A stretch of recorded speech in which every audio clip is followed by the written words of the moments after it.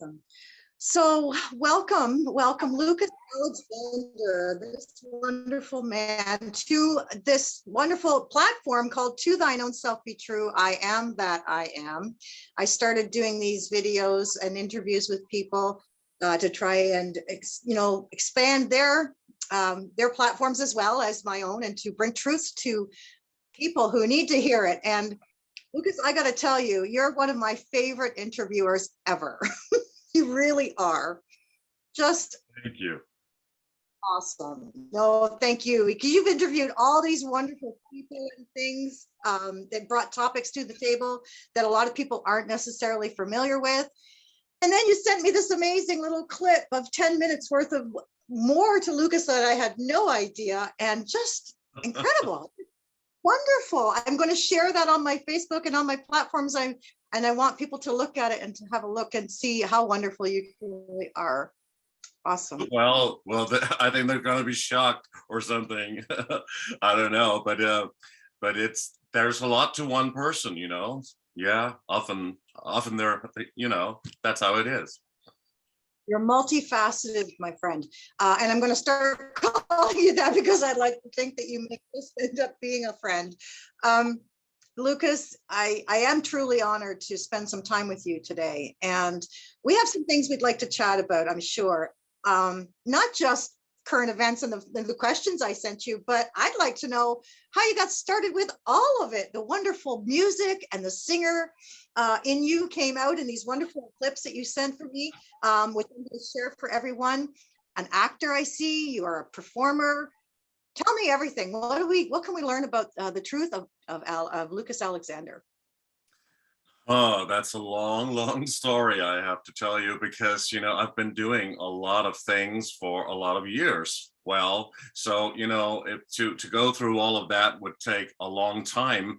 But the interesting thing to tell you is that I'm actually, I'm an artist. I'm a performer and a singer and a performance artist and an actor and a producer. So I've been doing that for a long time, way before I started doing the interviews. And so a lot of people that know me from Age of Truth TV, they of course see that. But I think it's fairly obvious when you look at me that I'm kind of an artist in a way. So people are not probably too surprised when they hear that this is what I've been doing for a long time, actually.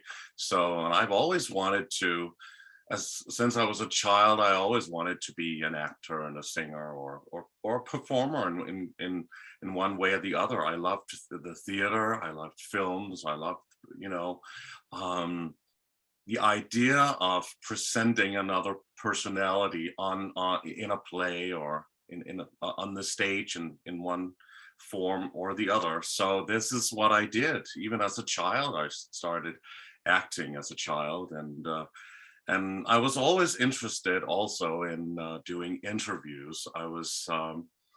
I think I was fascinated by the idea of really going very deep into certain topics. But at that time when I was growing up, like you, I'm sure, and everybody else, we didn't know anything about the world. We didn't know what it was really like, what we later on all had to face, those of us who woke up. So it was the idea of presenting the news, let's say, on television that I was interested in. And then, you know, I was playing around with it as a child. But later on, when I was in my late teens, I suppose, I don't remember exactly when that was, I did become an intern for a little while on CNN International. Can you believe it? Yeah, way before I knew a lot about what was really going on in the world. But it taught me so much, you know. I learned about the craft, about presentation, about the idea of journalism, the idea of being an investigative reporter, although I did see a lot of things that really didn't add up. And then later on in Denmark, because I am from Denmark, I'm from Copenhagen in Denmark, which is the capital, and we are one of the smallest countries in the world, I guess. So we are a little, very nice little country there in the southern part of Scandinavia. So there were quite some opportunities, and I also became an intern there at a few television stations. So I really got to look around and to see, you know, how to take the best from all of what that work is, and later on started to do interviews with celebrities and movers and shakers.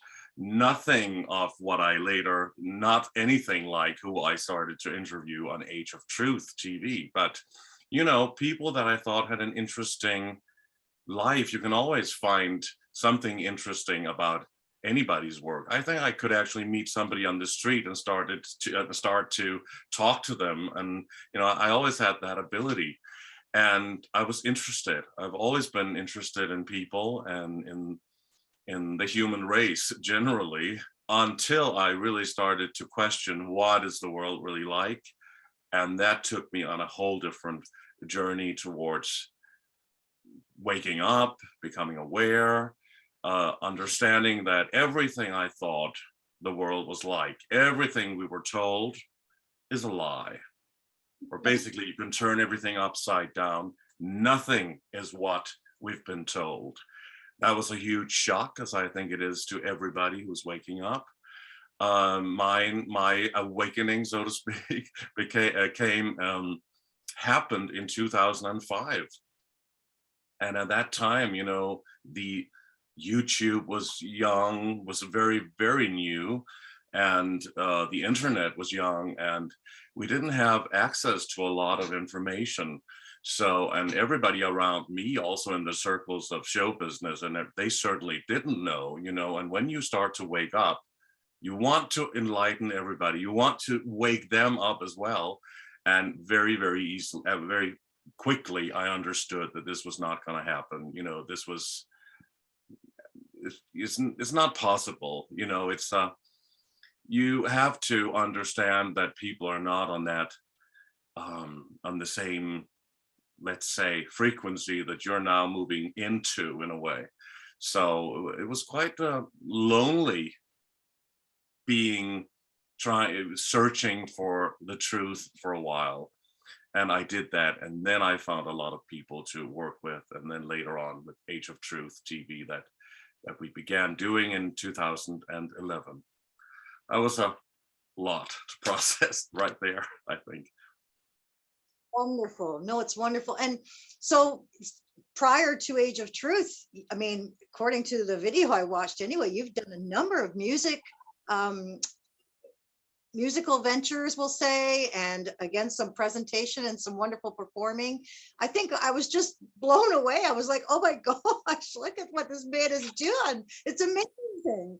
You're really quite amazing. And you blew me away with just your interviews in Age of Truth. So I was like, you know, that's what I reached out to. I'm like, oh my God, I have to interview this interviewer guy because he just really, you inspired me to do this kind of work in that way. And now I'm like, wow. Now I know that because of that, I need to investigate a little further into other people's pasts as well to see what brought them here. Because Age of Truth is one part, but if you hadn't had that CNN stuff and you hadn't had the musical things and the performance stuff and the artistry, you might not have ended up in the same way doing what you do today. I mean, I don't believe we never eventually not get to our path or our chosen or soul path, whatever you want to call it. But sometimes these different detours we take, you know, they take a little longer to get us there or whatnot. And I'm just so grateful that you did all of those wonderful things. I'm going to share that. I'm telling you, I'm going to share it with all kinds of people because that just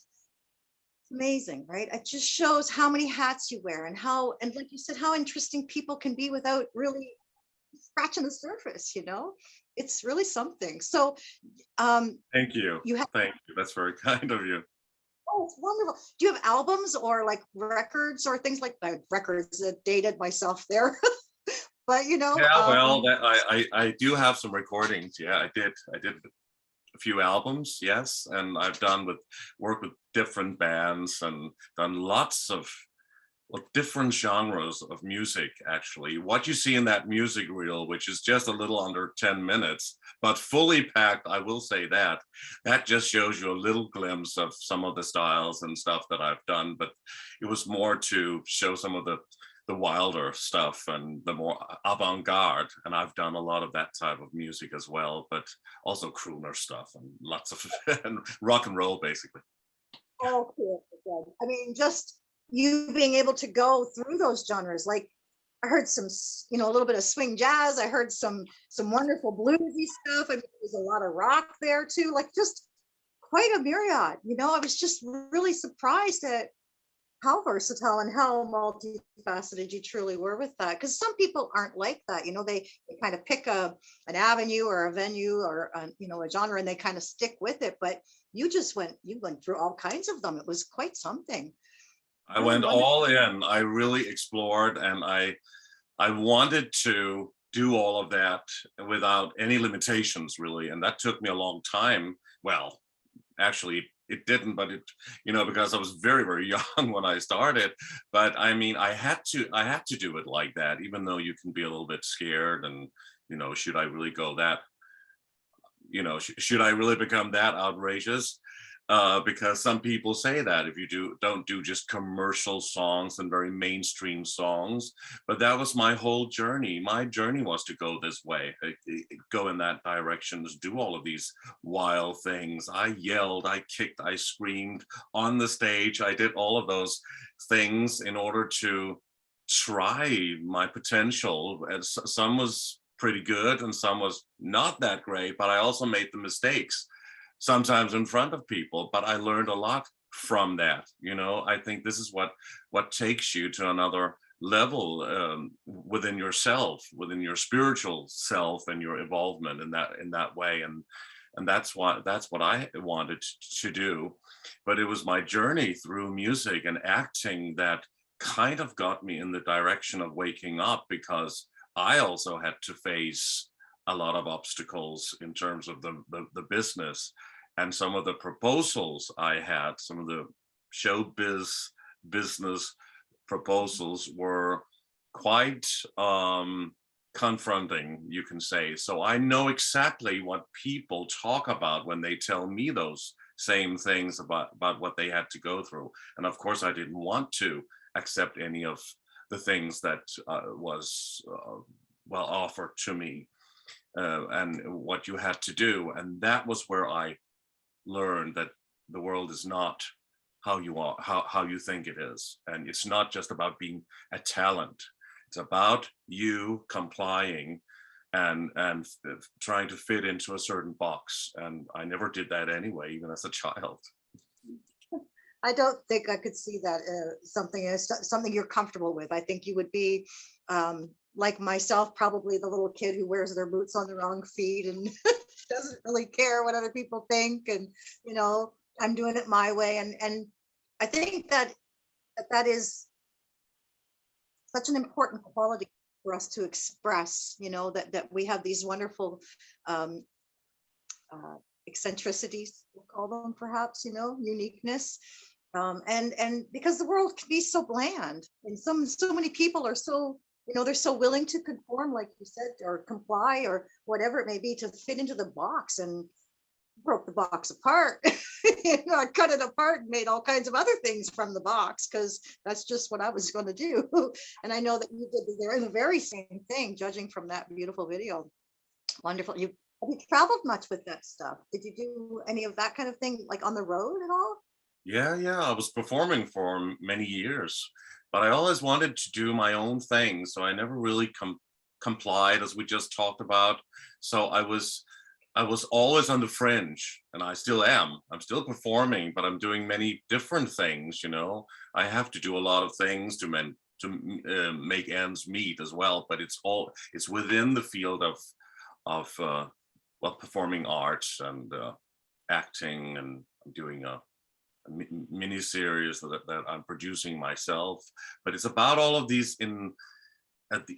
about these wild, esoteric, spiritual topics that we are talking about an age of truth as well. So, but it's just put into into a context of it being, you know, a script and fiction, but really it probably is fiction, you know.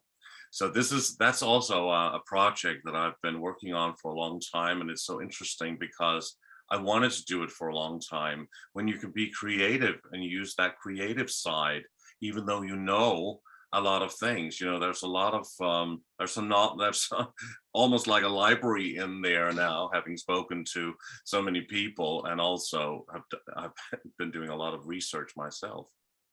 But you have to balance it also, you know, so you don't get too carried away into a field of something negative. And this is what I always say to people: make your, you know, have a life made up of your own decisions, but certainly have as much fun as possible. That's what I always say, you know, have fun, do a lot of creative things, eh, connect with people that are on your frequency level, that resonate with you. And that's the best thing you can really do in this world where we don't know exactly where we're going. We don't know what's going to happen just in the coming years. I mean, the past few years has been absolutely insane, totally mad, and we never, well, we did think that something outrageous would happen, but what was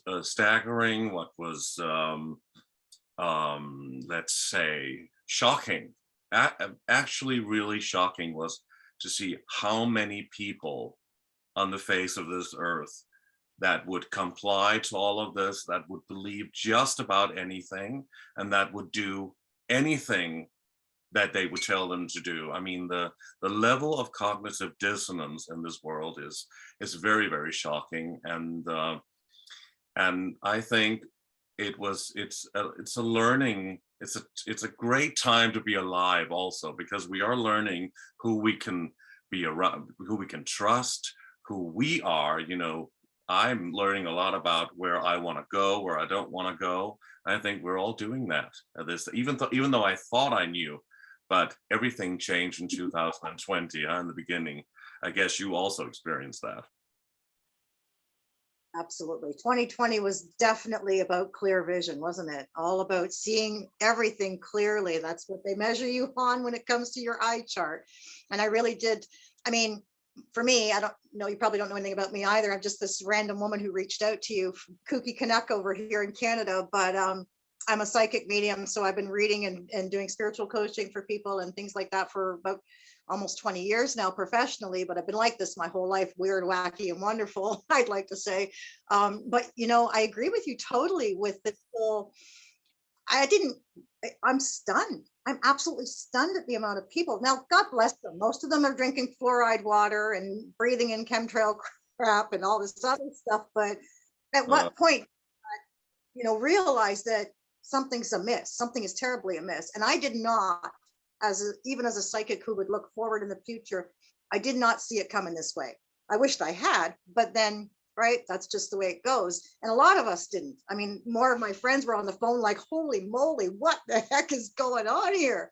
And it's amazing. It's an extraordinary time to be alive. Absolutely. And I'm grateful for your evolution, because exactly the fact that you've been through all of these different wonderful experiences and you've done this wonderful stuff helps you be that kind of broader vision to bring lots of different people. Because if you'd been so narrow, you know, you wouldn't have had a lot of what you've got going on with the Age of Truth TV and some of the amazing people you've talked to. And because you opened up and because you became aware and all of those things, and you awoke, you know, you awakened to it all, that enabled you literally to empower not just yourself, but so many other people by bringing that, you know, you and it to the forefront. And I am grateful for that. I absolutely am.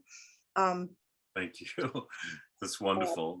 I mean, it's great to be inspired by each other. This is what I also feel. It's wonderful.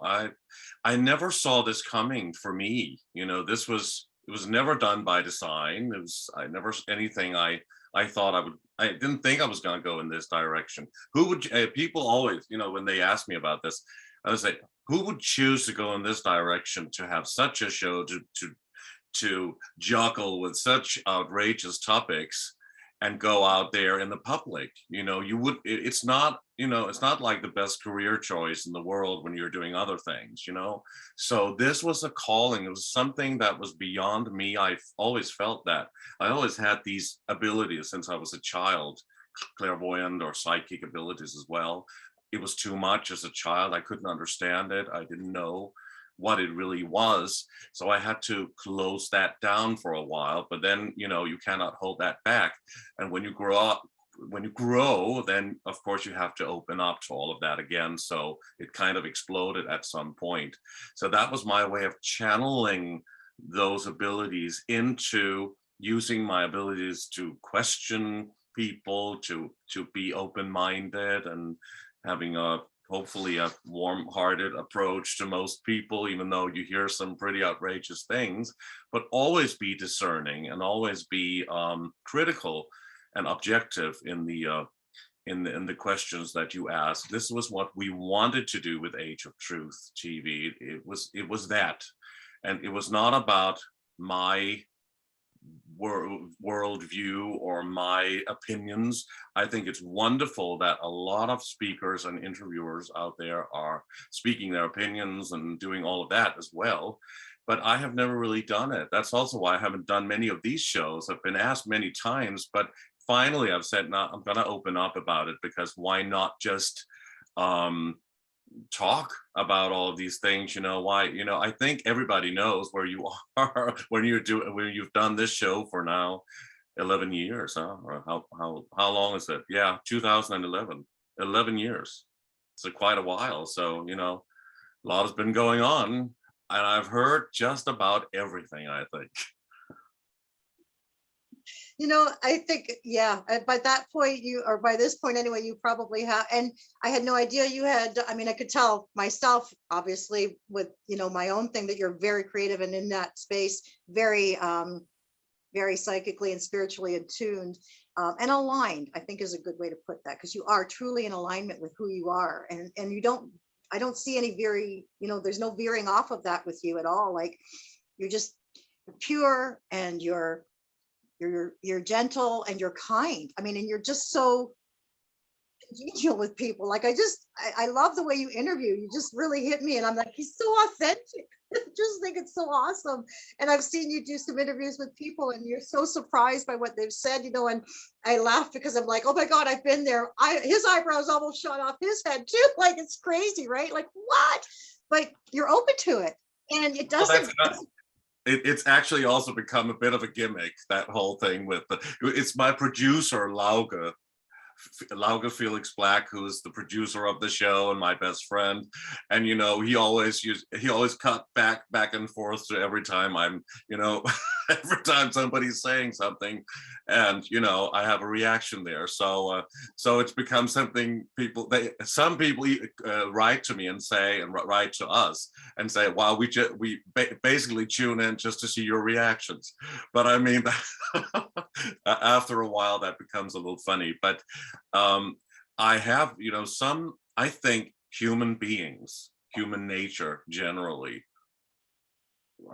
that's the most interesting thing when you meet a new energy, a new person, and they'll tell you extraordinary things. It's not always just what they're saying, it's also how they're saying it and what comes along with all of that, energy wise, whether it's personality, ego. There's a lot of that in this field. And it's the whole presentation that can also be a little well, certainly interesting to look at. I think the most important thing is to tap into the person you're with, into their energy, to feel if they are authentic, if they are truthful, if it's not narcissism or let's say some kind of controlled opposition thing. Everybody talks about that, but you do meet certain people where you can tell maybe that is disinformation because, you know, when you put all the puzzle pieces together, and you've done that for a long time, you've seen so many, you know, things that indicate that that type of information, not all of it, but some of it could be disinformation and not the truth. So, you know, for us, it's not about what the topic is. It has to be alternative, otherworldly, or about this world, and about everything that they don't talk about on the mainstream news, of course. That's what we are open to. But it's not about, we never go in one direction. We allow everybody to come on and present their view, and we interview them from the same point of view, in a way. I mean, the same approach, open mind, and but always with with discernment.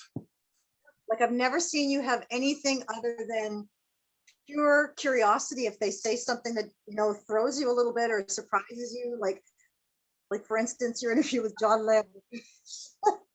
With whom? With John Lamb. whom? Remember John Lamb Lash, when you did that interview with him? And at the very end of that interview, he said something about Lucifer and Satan, and you were just like, really? I just loved it. And it threw me. And I went and bought his book because I wanted to know what his take was on it.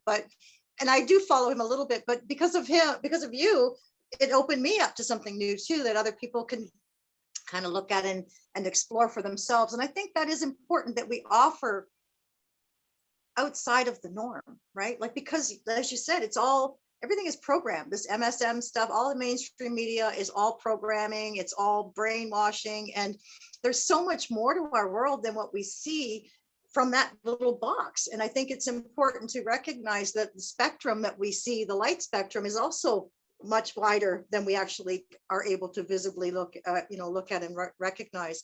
So I thought that was really fascinating. We're almost blind, huh? I mean, we see almost nothing.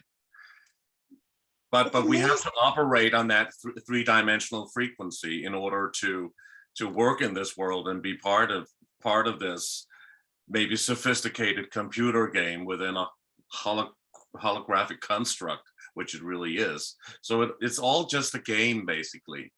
And when you loosen up a little bit, try to be as happy as you can in this mad, crazy world. If you let yourself be too connected to the pain of understanding that this is extraordinarily insane, I mean, not just a little bit, then you can go down a very dark path. And I think what we have to understand is that we chose to be here. That our spirit and our soul, it does not die, and we don't die, only the vehicle here for a while. And I think we could be jumping in and out of that game and we've done it for a long time. There might be some new souls coming into this realm as well, which is interesting, but because the population is growing, they say, so of course new souls are being brought in, and they talk about indigo children and crystal children and whatever new souls on this planet. That's also an interesting topic. But I know that I'm a very old soul, and I've been around for a long time, and I think maybe, I don't know yet if I'm too curious to not want to come back. But for a while now, I thought, I'm tired now. I think it's time to go back to something very nice, very calm, something source-like, maybe, or maybe another beautiful world, who knows? But we're still exploring what we want to do, huh? We don't have all the answers. And I think the most important thing to say is that in the beginning, when you wake up and you start to research all of these outrageous things and these topics you never thought existed, and you're beginning to understand that the world is not just a little bit more different than what you were told, it's completely different. Then your world shatters, and you have to rebuild yourself and try to work your way in the world with other people. And that's an art form, and it's an important one. But I think you have to do the best, to be the best you can, and be brave enough to dare to be you, what you want to do, even though it can be difficult for some people. I mean, I've always been different. I've dared to do it, but I mean, a lot of people find it very, very hard just to have another opinion about the whole madness we just went through with the sickness there. Mm. Yeah, ridiculous. Yeah, I totally get you there. um, And I lost I my want to train of say thought. I thought I wanted to say something, but I forgot. I actually forgot that. I thought there was a point to what I was saying, but I forgot what the whole thing was, what the question was. being true to you, and I think that's the most important. And that's really one of the reasons why I wanted to interview you, as Kathy O'Brien likes to call it. I think that's the sweetest thing. And I told her I'm going to use that. I'm using that interview stuff because that's what we do. We go inside and we view the inner part, right? And I think that that truth part is important, and that's why I did this. I was called to do this series, I Am That I Am, this To Thine Own Self Be True, of course, using my last name as the thine part, but to thine own self be true. It's hard for us sometimes. It's very challenging to not go with the mainstream, to not follow with the societal flow or the cultural flows of whatever, and to be the salmon who swims against the stream and does their thing, and I appreciate everybody who has not just the willingness and the wherewithal, but the courage to do that. Because it's one thing to be willing. Oh, I'd love to do it. And I am willing. I'd really like to do that. But to actually get out there and make your mark, when everybody else looks at you and you're such a contrast to everything else. I mean, I've always been a contrast. I've never really been that person. I've always been a loner and things like I have friends, but I don't need friends. I'm quite content to be on my own as me, myself, and Source, and we're good. We chat a lot. We have lots of conversations going on. And that's important that people are complete in themselves. I think that that's what happens is they go with these other places and these other people in these circles because they're looking for themselves and they're looking in all the wrong places to do it, right? To find them.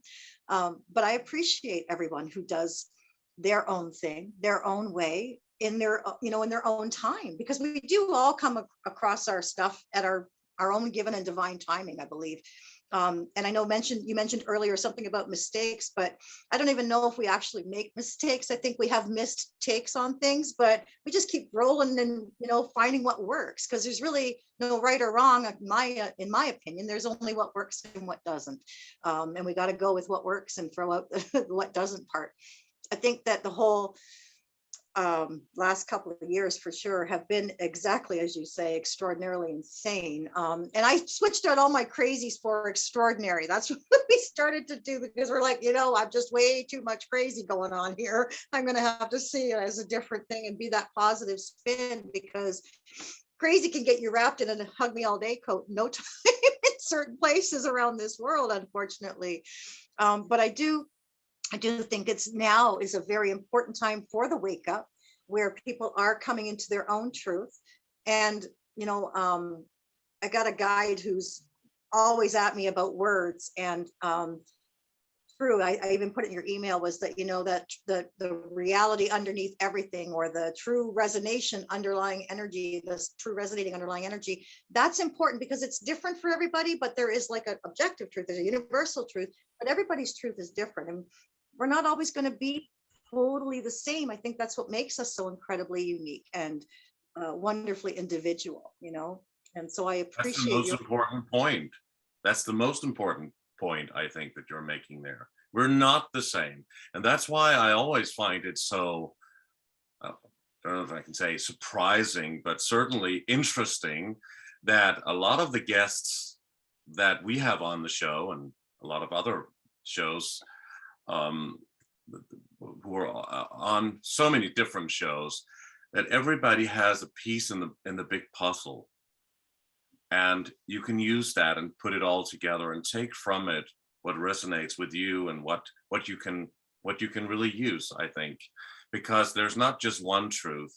I'm always surprised when people come on and they present the truth, their truth, obviously, but they even it's quite bold to say that this is the truth, right? I mean, that's why I've never really done shows like this. I could do lectures if I wanted to, but I would have to piece a lot of different things together.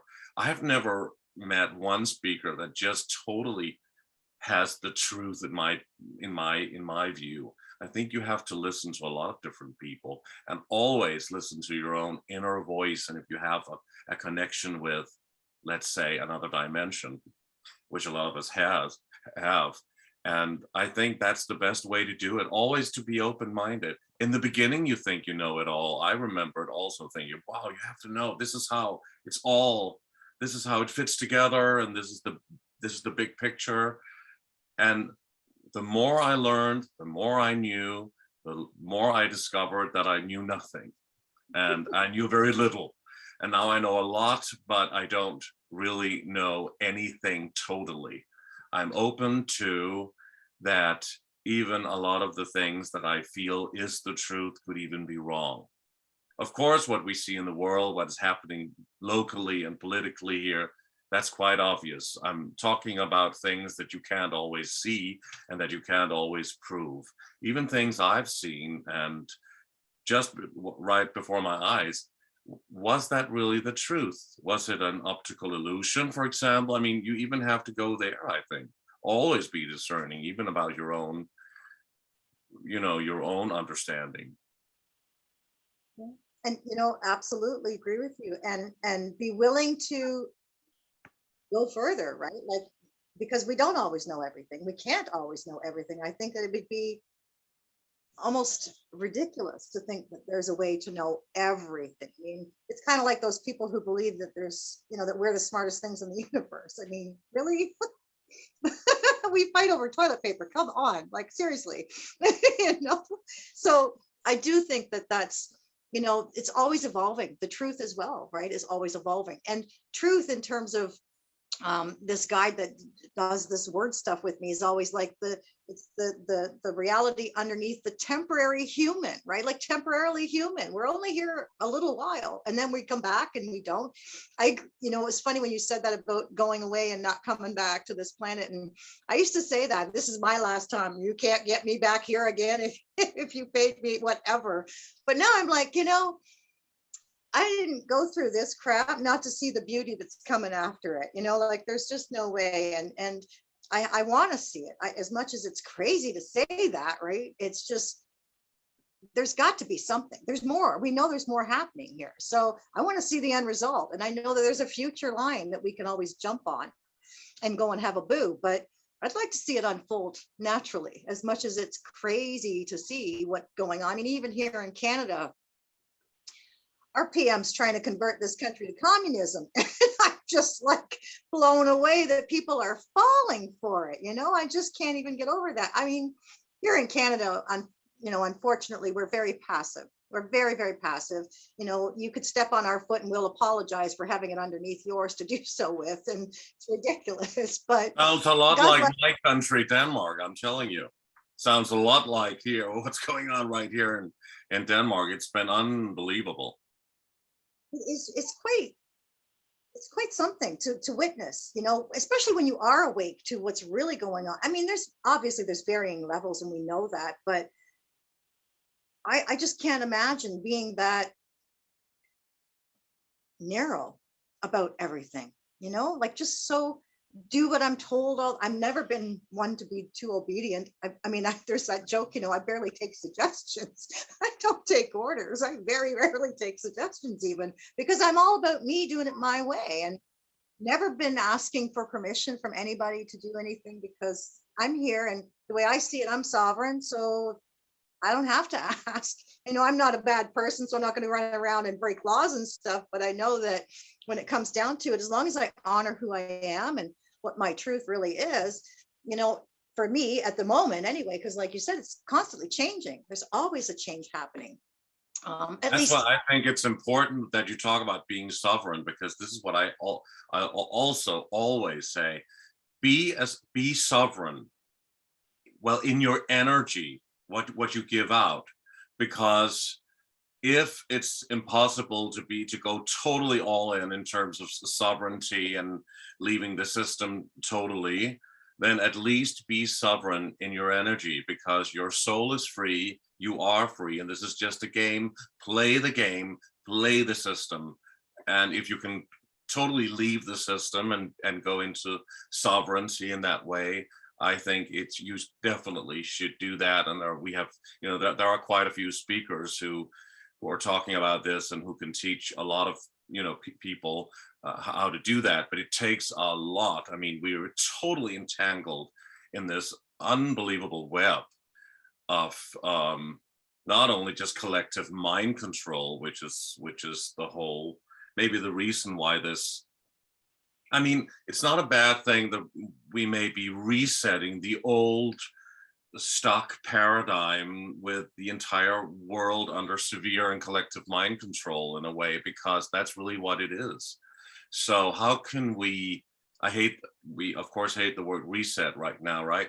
But a change has to happen, and it's gone too far now. So I don't know if there's something good coming from this madness. I mean, more people are waking up. It's not the majority of the world. We see that, we know that, even in our families and friends and whatnot. It's been totally divided, but more people are waking up. And if they were not waking up from what just happened with the coronation of the world and everything that people allowed themselves to take because they were told to do that, how about, what's going to happen when the economy crumbles, when the reset is really going to happen, when you have no freedom left, when there's surveillance in your smart cities, and and everything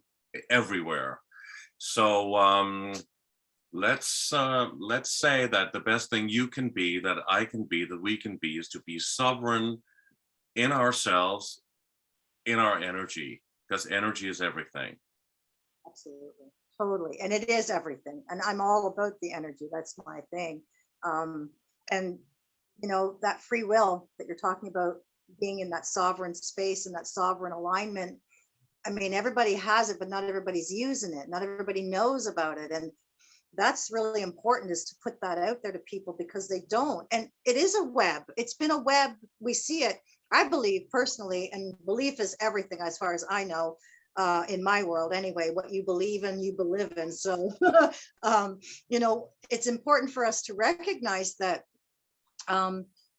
evolution is happening. It always has been happening. And it's up to us to kind of get on board with that and recognize that this is a web, that they have used, that everything you see in the world around you, manifest or materialized, is literally a reflection of who we really are and what we're all about. And I think they've played this game, we'll say the evil ones, we'll call them, whatever you want to call them, the dark Black forces, magician. whatever. Yeah. That's it. It's been a big old spell they put on everybody. And it's up to us to know that there, not only is there a spell, but what to do about it, because we can get out from under it. Like, I truly believe that. But you got to know what game they're playing in order for you to actually reverse the spell properly, which brings you to commerce law, which is, again, extracting yourself from the system. And there are steps, and it does take an awful lot. There's a long process in there. But also, I mean, there's so many layers to it. They banked on that, like literally banked on it, right? Whether it's the financial system and all of that stuff, and the whole getting everybody deceived by everything. It's all been, like you said at the beginning, it's an inversion, right? It's this complete turnaround, topsy-turvy, perverted, twisted, distorted experience that they've been playing us with for a long time. And it's up to us to change the game, right? We came here to change.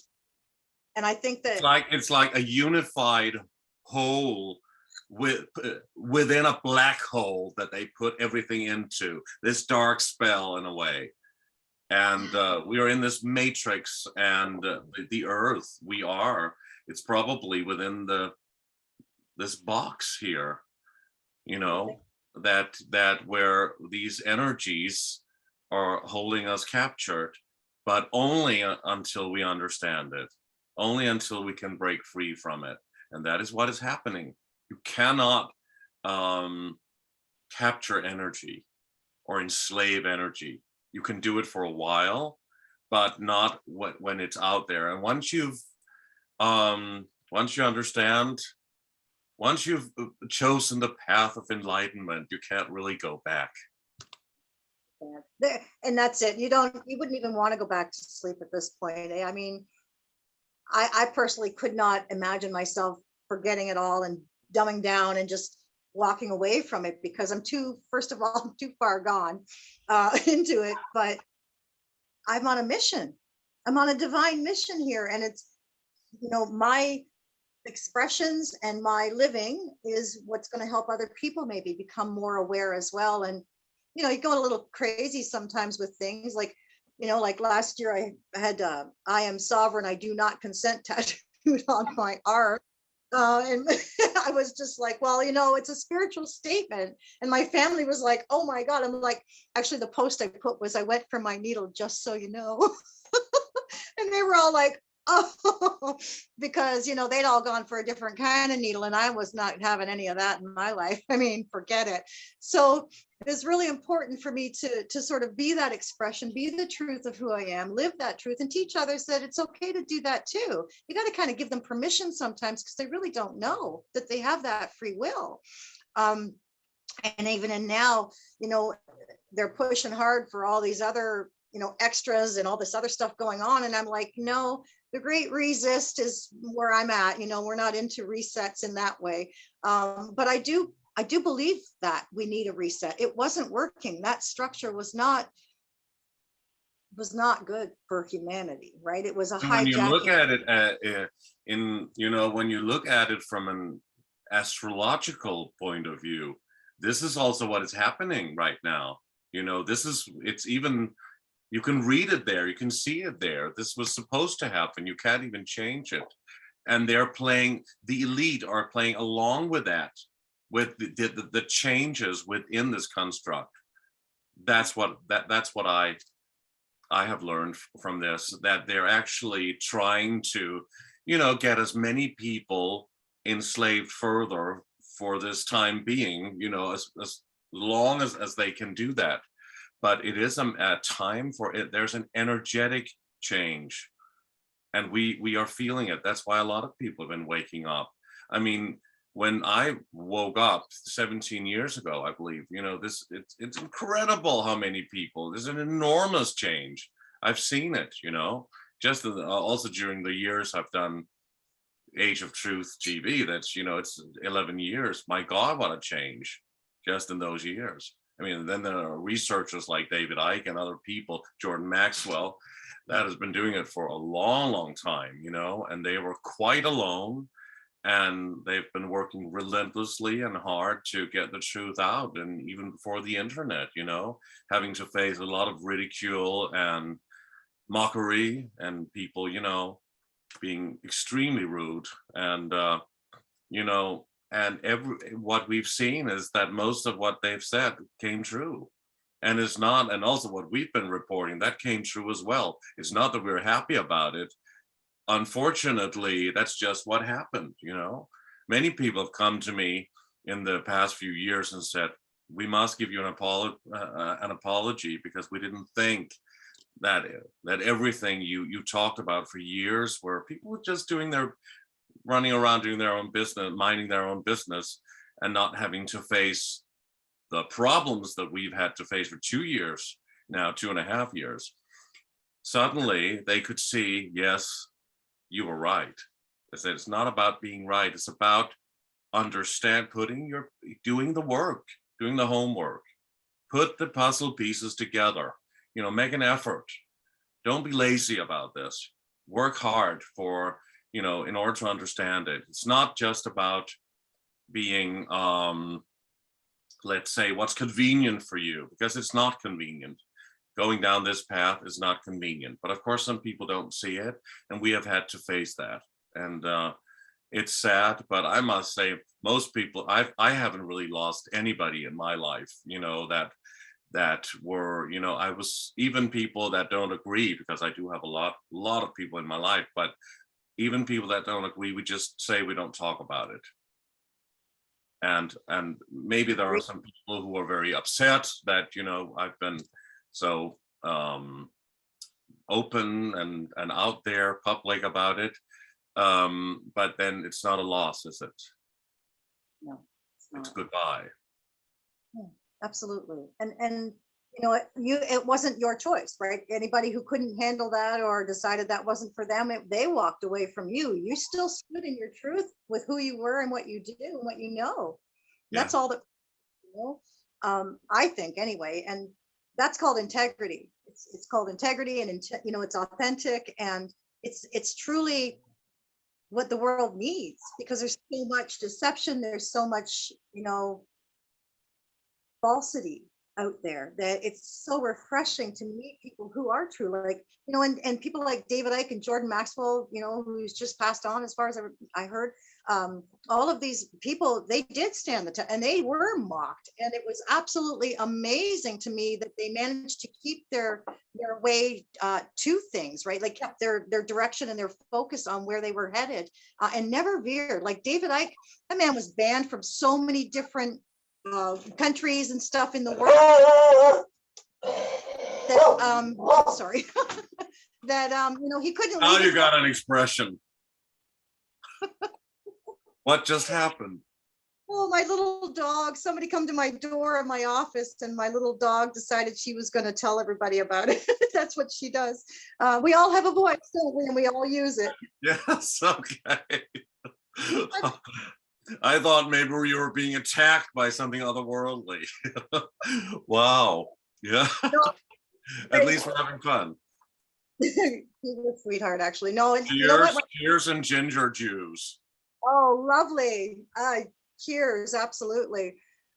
You know, and I think it's the most important role for everybody, to just be true to yourself, right? To be true to who you are, and to never worry what other people think or say. You know, it takes a very strong person, though, to withstand criticism, and you know, some of the Yeah, attacks. yeah, and who likes criticism? Criticism is not nice. It's not, it doesn't feel good, but you grow from it also. I think maybe because I've done my own thing for a long time, also as an artist, and I've said no to things that maybe I shouldn't have, or then again, I should have said no to it, because then I would have maybe ended up in another place. But I think the most important thing is to, when you go through that portal of daring to be who you are, or to be different in other people's eyes, then you've come a long way. This is about self-evolvement. That's what it is. It's about you evolving. And because I went through that since I was a child, basically, you know, then I had already gone through some of that. I'd gone through bullying in school, and you know, I'd gone through a lot of different stuff. So when I started to do this, it was nothing. It was fine, you know, and people will have an opinion about you, and they have. And but I'm also absolutely amazed by the incredible amount of love and compassion, and these amazing this amazing feedback that I'm getting from what I'm doing. That is so rewarding. That makes me want to go on, you know, that it's so beautiful. I'm so grateful to all of these people watching and sending us all of that love. It's quite amazing. So of course there will be trolls and people saying, oh, you are probably this or that, or speculating about what have you, you know, but it's going to happen. Yes, it is. And, you know, if we learn how to shield ourselves a little bit, or protect ourselves, you know, psychically and spiritually and energetically, then we don't get the onslaught the way it often comes at people. Some people are very sensitive, and they don't know how to do that for themselves, so they feel it. I have to give credit to these political figures who stand in front of everyone, and even though you know, they're trying to pull this off on humanity. They're taking a lot of hits energetically as well, you know, and they've got to be, I mean, I don't believe anything happens by accident or mistake, and I don't believe in coincidence. So to me, this is divinely planned and put in place so that these beings know what they're up against. They're prepared for this role. You know, some of the people like, you know, the world leaders that are under a lot of, you know, criticism will say right now, they're taking it, they're taking these hits, but at the same time, that's their job and they're here to do this. And I have to say that I've often come to this conclusion that maybe it isn't supposed to happen just like this. Maybe this is what it takes for humanity to wake up, the extreme that is going on and the absolute absurdity of it all. You've got to be, it's got to be, you know, intentional, because otherwise, how else? We've been so sound asleep for so very long. You know, even my own work, like the last couple of years, my whole work, I've lost a lot of clients. They're like, you're not all love and light and cushy anymore. And I'm like, well, it's reality. This is a duality we live in. This is a polarity experience, and it has to be that. You don't have light without dark. And the darkness was bound to make an appearance at some point, even though I didn't prefer, you know, it to come this way. In other, you know, in any other time, it would have been push it away and leave it alone. But now is the time. We have to address it, and we have to take care of You it. have to address it. Cannot be all just love and light. You have to face the darkness, to understand the darkness, to be there and look that dark animal right in the eye in order to understand also what love is. And I'm not just talking about the physical love between two people, but the love frequency, which is everything, and which is the bottom line and the final answer to everything. That is that love frequency where you can stand in your own power, be, you know, stand in your own truth always, and be that sovereign energy. And, you know, doing your work, and a lot of people, you know, I'm so happy that finally a lot of people in what is considered to be in the spiritual, or some people call it new age, but we don't, you know, there are good and very, and also many bad things about the new age movement that we saw happen, springing up in the 60s and 70s and 80s.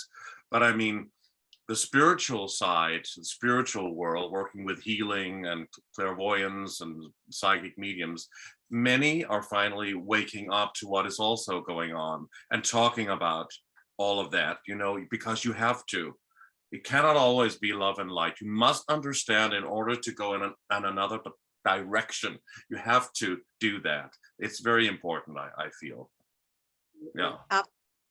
And, you know, there's a little meme I like to throw out every once in a while on my Facebook page that, you know, people are like, oh, I'm all spiritual. I'm like, well, demons are spiritual too. You know, we're all spiritual beings taking on different forms and variations of light, right? It's really all, you know, they just don't have as much lit up in them as we do. And I think enlightenment in and of itself is that whole, you know, not just lighting up yourself, but being so bright that others start to notice they have a light too, and maybe all of it shining at the darkness to either expose what's in the darkness or just illuminate it, you know, illuminate And it. also what I've said to many psychic mediums and well, I don't know, people that are in this field, basically, that telling them that some of those beings that they work with, the guides, could also be, well, deceivers in a way, you know, could be dark beings taking another form, which could also be what we've talked about a lot on the show, you know, with a tunnel of light going into this heavenly frequency with a karma wheel, reincarnation trap. Go left, go left. Don't just go to the light all the time. It is all like false light and things like that. People are like, I didn't know about that. I'm like, well, I didn't really explore it yet myself. And you have to be okay with admitting you don't know everything. So I'm like, okay, let's look at what that's all about. A couple of years ago, I got so, well, actually it was about last summer, I suppose. And I said, all right, source, I'm not talking to anybody else anymore. I don't care about anybody else over here, angels, whatever. I don't want to talk to them. I just want truth, only truth from you. That's it. So send me on this quest for truth, you know, and I work with, you know, crystals and things like that as well. And so the first thing I was guided to was this little store I knew of. And I went there and first thing, the two things popped up. One was an anhydro crystal, which was beautiful agate with water in it from like millions of years ago. And they said, that's how far back the truth goes. And I'm like, oh my God. And then they showed me this cosmic citrine egg. And I'm like, okay, I get it. So now they had to come home with me, but that's it. The seeding and the millions and millions of years ago. And most of what we've been taught is a lie, absolutely a lie. And that we have to really wake up to that and be okay with that. And then we can move into, okay, well, then where does my truth lie, right? Where can I go for that? And so very much of this is so important. I actually started a video series last 2020, I guess it was, where we called it Connecting the Dots A to Z, because, or A to Z, wherever you're from, because that was the thing I needed to show people, was that there's a lot out there that we don't, you can turn away from it all you want, but that's kind of what got us into this mess to begin with. And it's important for us to acknowledge it. And I have often said to people, the boogeyman is way more scared of finding out that what it looks like than it is of, anything else or whatever. So then you are of finding it. And that's the key, I think, that's really important, is that, again, illumination, exposure to what's there, and that it's a beautiful thing.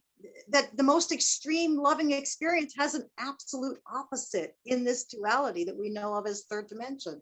So I appreciate, when people are throwing that stuff at me and asking me why I didn't, tell them about this, that, or that. I'm like, I never once said that the darkness wasn't true or real or active.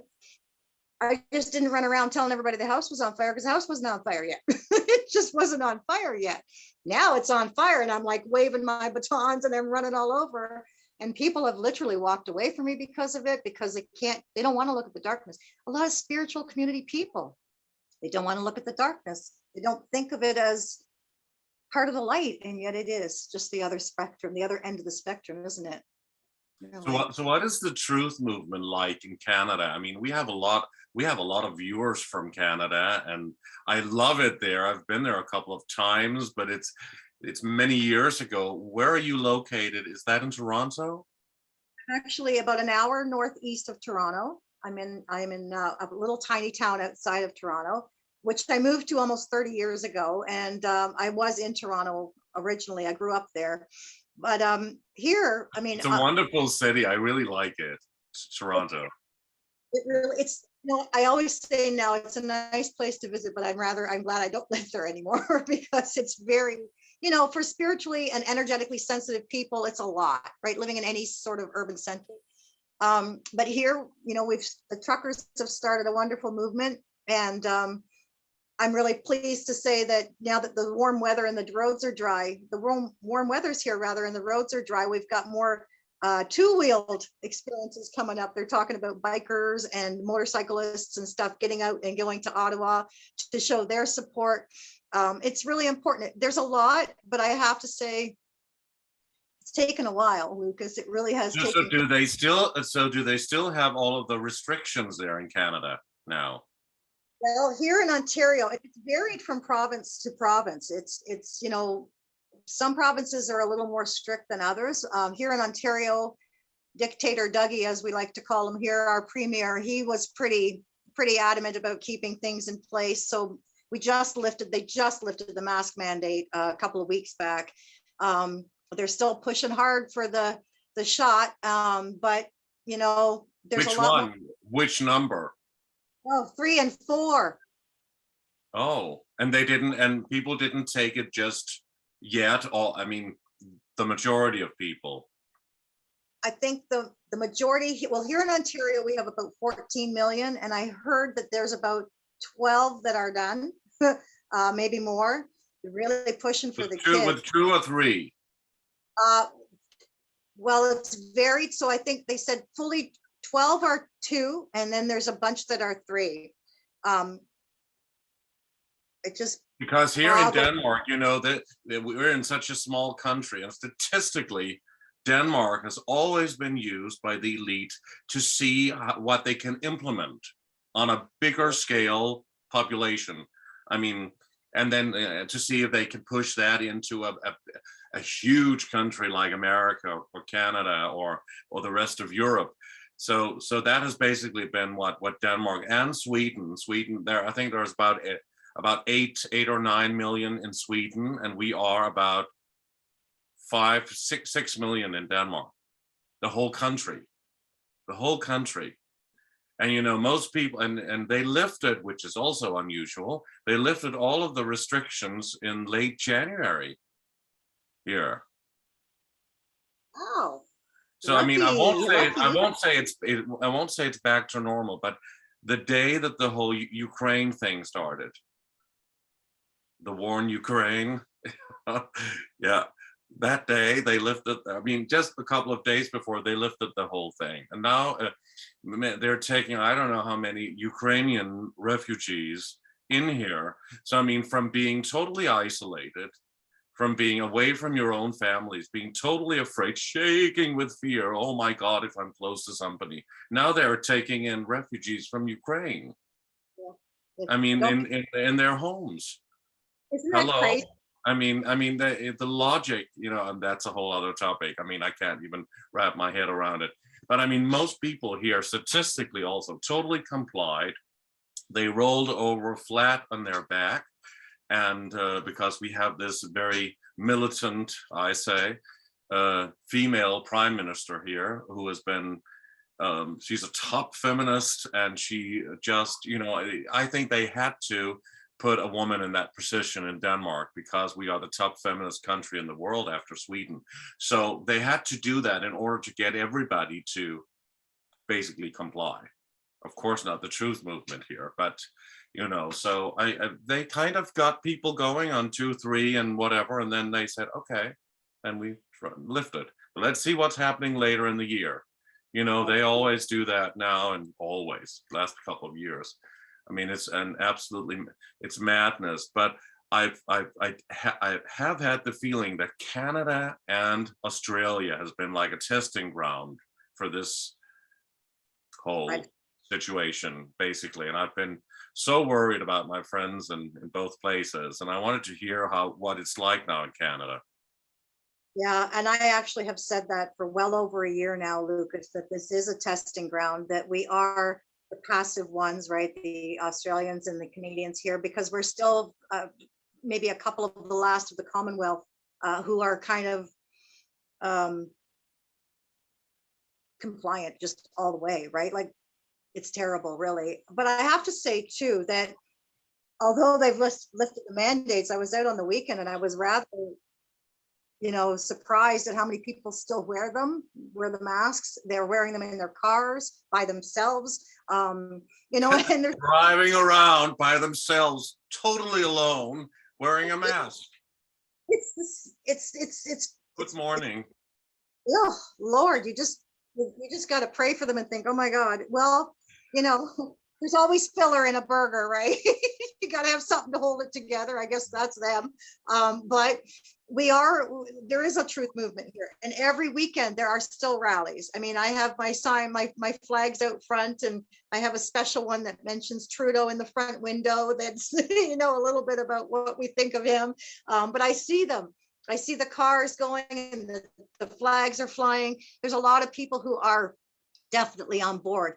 And I think it did take the truckers and the freedom movement that way to do it. It wasn't necessarily that they saw through the deception so much as they didn't like the restrictions.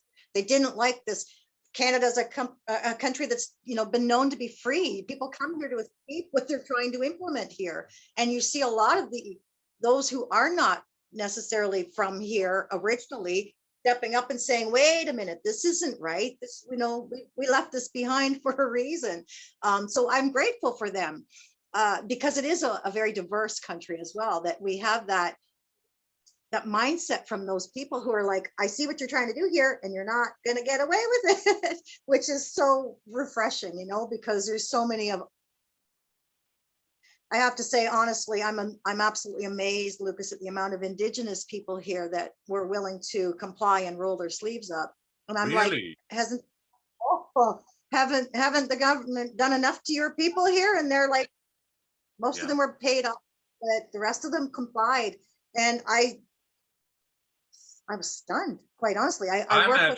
We have quite a lot of Muslims in Denmark. I mean, you know, from the past and now second, third generation. But I feel that, or what I sense, that they were more not compliant. I mean, some were, of course, but it's like it goes against their religion, or there's something about it that makes them a little bit not as compliant as the rest of the population that are mainly sheep. I mean, you know, not to be that rude, but I mean, you know, this is what they don't question things. They don't look into it, you know. They'll do anything to their bodies, obviously, not knowing what they put in there. So I mean, we don't have indigenous people because that's the Danes, but some of the refugees, of course, many and people that have come here and now live here for many years, most of them will of course comply as well. But I have heard about several Muslim people that didn't for some reason. You know, I personally, I mean, everybody's going to make their choices, and God bless us all for that. I mean, whatever it is that you choose, as long as you're happy and you do it for the right reasons, don't do it because somebody told you to, you know, like I've never been one to conform like that. I've always done my own thing kind of idea. But, you know, I think that the targeting of certain cultural people and certain even religious people was absolutely intentional for them to see if they could get them. Like I know people on native reserves who have to have water trucked in because they don't even have clean water to drink. But all of a sudden they're going to save you with a shot. Are you kidding me? Like, and they did. They just rolled their sleeves up. There's provinces out west where the women were taking their children and running into the bush because they're trying to avoid what's coming. And it's really quite something, because at the same time here and south of the border, they're digging up residential schools and finding bodies and all of these thousands of children that died, you know. And I said at a very convenient timeline. Died like, from what? Died from what? From sacrifices, or ritual sacrifices, or from getting the injection? No, that children's from like up till like 30 years ago or so that were in the residential schools that were either tortured, beaten, raped, killed off that way. There's a lot that were used as injections and experiments. So they're coming up too. And I think from what I gathered, I was speaking to someone the other day, and he said that it wasn't just that happened, absolutely. And there was a ton of them that went that way, but they were experimented on right through up until. And that happened a lot in Canada, you know, mind control experiments, you know. And I think also the most important topic, if there's one you can choose, pick out and say there's one topic you have to really study when looking into this whole field of truth research and conspiracy research, it is mind control, because that's the whole entangled web. And then you can see everything else, but mind control is the major. I'm not talking about the people that were under MK Ultra. That's another form, of course. You know, that's something that happened to them, and they were exposed to this torture and trauma and all of these things that you also spoke to Kathy O'Brien about. But the collective mind control and the frequencies that they're able to direct at the entire population, and of course the dumbing down, and it goes way into the political system, educational system, how they changed history and biology, you know, the whole I mean, even they don't even tell us the truth about our bodies, and the fact that no such V has ever been isolated. Right. It's not even been isolated. How can you even create a whole? I mean, it's massive ridicule on the population. It is, how dumb are you? Because we don't know what you don't know. You don't know, but you have to be pushed into doing this research, and some people are just not on that frequency. They don't know how to even approach it, and you can't even blame them. You shouldn't. You should maybe be a little compassionate for, because, you know, and even if they're a bit loud and call you names because you do it, then maybe don't go into that trap, you know. But I think the most important topic to study is mind control and its many facets and levels of mind control, because it's extraordinary. Absolutely. And you know, programming, brainwashing, that whole indoctrination of, you know, learning something or being taught something that isn't even true and isn't real. You know, when I was speaking of the stones and looking for the truth, I didn't just have a paradigm shift, I had a shatter.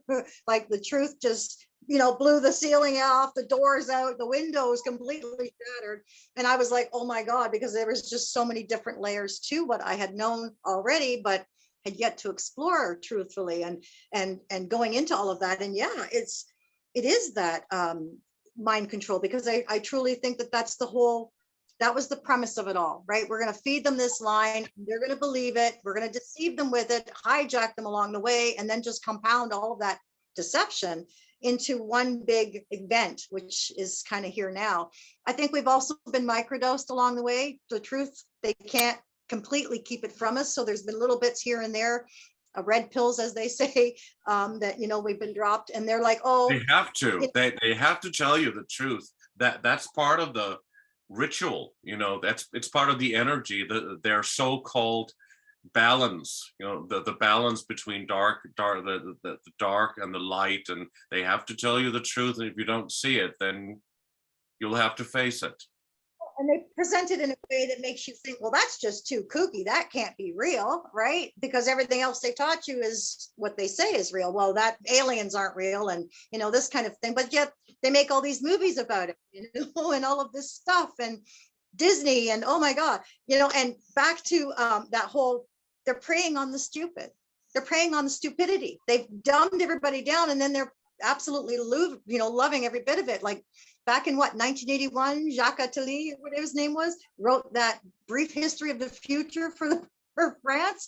And he basically says and admits in it that, yeah, we're working on the stupid people. They'll just walk themselves right into the slaughterhouse. And I'm like, oh my God. But people are like, oh, that can't be true, that can't be real. Well, it is. And they're telling you it is right there, but they're counting on you not believing it because it's just too kooky, too kooky. It's extraordinary. People will believe everything, basically. We've seen that now. We've really seen it. And it's extraordinary. You can basically say anything, and grown-up men will roll over flat on their backs and allow whatever comes their way. It seems like that. And then if the narrative changes in the mainstream media, where they all repeat the same thing, repeaters, not reporters, then, oh yeah, well, now we're going to go in this, and that's true, and they said that on TV, and there's an expert who knows better, and all of those things. We know how it all works. I mean, it's quite easy. It's quite easy when you've been in the game, but it's difficult to be in the world with so many of all of those people. I mean, you have to really stand your ground, and to understand how to work with people, to understand how to communicate with people, and to also be gracious. And, you know, I'm connecting with a lot of people, also people outside of these circles, and I just have to be a little gracious and not too narrow-minded, not to be negative in my energy myself towards them, because that will all fall back on myself, you know. Absolutely, right. And that's it, right? There's enough condescension out there. There's enough of people like ridiculing one another and all of that. That's not, just because you didn't know, it doesn't mean you're stupid necessarily. It just means you're uneducated just yet. And this is an information age. This is an information war. And mind, body, and spirit is where it's at. You got to really come into alignment with all of them. And I think that's the most important, and to encourage others and empower them with little tidbits here and there that they can then sort of look at for themselves and move from, right? If they like it, they're going to go that way. And if they don't have to. Nobody said that that's their truth. It's just, you know, what your choice would be. Free will is a wonderful thing. It's a little bit frustrating some days, but it's definitely a wonderful thing, you know. But I do, And that's also a big topic about free will, which I do believe we have, but there's also layers to that within the construct of this matrix and this holographic universe, and maybe also otherworldly beings participating in, on different levels, and all of that. Is it a computer game, sophisticated one? Are we playing along? Did we do a soul contract? How does it work? Are we navigating our own, well, avatar? What's really what's the big deal? What's the deal here? I try never to say this is the answer, this is the truth. I don't, I try not to communicate that way. So I'm just opening up different aspects and different ideas here for people to look into and to question themselves, what resonates and how can they put their own puzzle pieces together, basically. Resonation, that's everything, right? It is the energy, it's the frequency. You use that word a lot. I love that. That is the key, right? And raising the planet to a higher level of vibrational frequency is important. And that's that enlightenment stuff, the ascension stuff we speak of as well. And they want to hold us down in the darkness. And the longer they can keep us in those lower vibrations, the more they think they're winning. I don't really see them as winning. I see them as, you know, grabbing as many batteries as they can, because theirs are pretty much worn out. They've already recharged enough. They're not going to get much more. They've chosen with their free will a path that is there's no return as far as I can see for myself and what I can gather. And so they're on their way out, and they're trying to take as many people with them as possible, or as many lights as possible. But that's where you and I come in, and others like us who, no, wait a minute, there's more to this story, you know, and maybe this is just a big old video game. My son, he's like, you keep using that analogy. And I'm like, I'm leveling up, and that's what it is. We've been handicapped along the way. The difficulty level is way up, and this is a way to maneuver and navigate through. But again, maybe just a big old idea that somebody's having, some cosmic mind somewhere, is, you know, there were all the different thoughts and ideas that come through. Who knows? Who knows? I don't know yet. I certainly don't profess to know it all. But I love learning more and more, and discovering that, you know, there is always an alter, right? There's always an opposite going on. So who you think you're talking to might not be who you're talking to, you know? And I think that's important. So that's why I always say, well, then just go straight to source. You just go straight to source and count on that and trust that. Trust is another topic that we really could take you know, a whole other day for, because they've counted on us trusting the wrong places, right? Putting our not in ourselves, but in something outside of ourselves. And I just don't run that way. I just don't. Trust yourself and only you, and then we'll see who else is trustworthy along the way. But for the most part, no, it's me and my creator, and we're good to go. You know, It's important to use your intuition and your gut feeling, and and really try and feel if somebody is truthful and speaking the truth, and you can depend and trust them, as you just said, which is everything. You will meet people you think you can trust and you couldn't, and you learn from that. I mean, I've seen and experienced mostly everything in that field and in that area, and I'm quite good at it now. But sometimes you do get involved with people also in this field, just because people are aware or enlightened or speak the, you know, are truth tellers, and that doesn't mean that you necessarily resonate very well with them or are on the same frequency level. And that just because we agree doesn't mean that you have to be my best friend. But you can also be, if we are on the same level, or we can meet and understand each other and feel that there's a connection. You don't always connect with people just because we know the same truth. that's right. That's right. And that's I think the beauty of it all, isn't it? Really, right? That we have this variation, these wonderful levels, layers, and, you know, outside expansive spaces that we can find ourselves floating in and out of all the time, right? There really isn't, like you said, one truth specifically. There's our truth, and even that changes, because what I knew 2 years ago you know, blew the doors off of it. And it's like, wow, now it's a completely, it's much more expanded truth for me. And I'm okay with it. I don't necessarily like some of what I know. And I wished it wasn't true in a lot of ways, or wasn't real, for instance. But it is. And the faster we get over that and can deal with it, the faster we get to the healing part, which is, I think, the most important part of it all, right? Absolutely. Totally agree. It's what we must do, have to do. Yeah. Lucas, you're just absolutely a pleasure. And it was my privilege and honor to spend time sharing time, light, and truth with you. And I do look forward to any of your newest videos coming out and whatnot, and any new experiences you share. Keep me in the loop. I'd love to be a part of that. And once Absolutely. again, I just truly thank you from the bottom of my heart, and my peeps will absolutely adore this. So Thank you. Well, I don't again, know what, thank you so much for inviting me on your show. It was so nice to meet you, and you are a very wonderful person. I can sense that. And it was a great joy and a great pleasure talking to you. I enjoyed that very much. It was a good conversation, just two people talking. Isn't that basically what this has been?